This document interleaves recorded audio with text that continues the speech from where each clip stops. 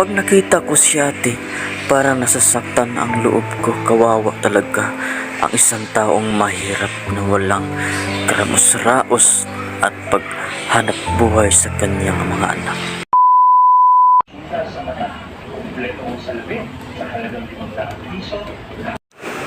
At ito ko nilapitan si ate at binigyan ko siya ng pera. At tinanong ko si ate kung kumakain ka na ba. At sabi niya, hindi pa raw siya kumakain. At tinatanong ko niya, bakit ate nanghingi kayo ng limos? At sabi ni ate, wala raw siyang pera at pambili ng gamot sa kanyang anak.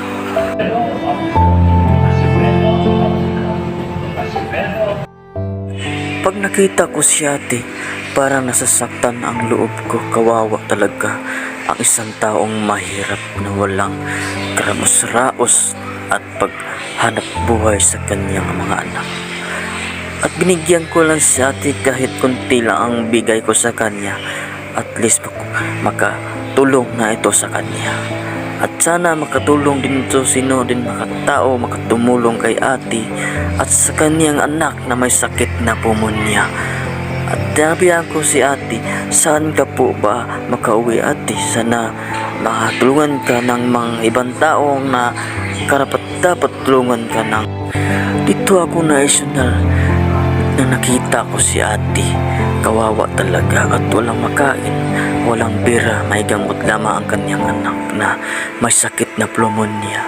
Sana kung sino man taong nais tumulong ni ate at makikita, sana may mga vlogger pa at may kaya bumigay ng tulong at sana mabigyan siya ng gamot at pera at makain niya.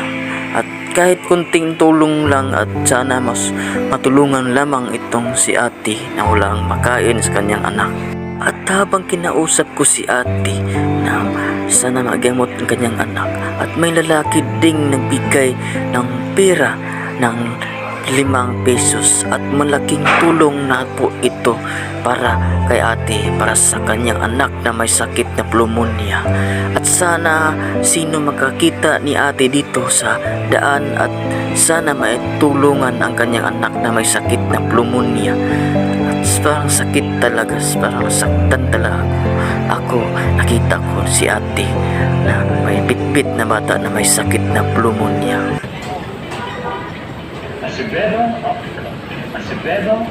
At dito ko na iniwanan si ate na balik na kami sa aming pinupuntahan.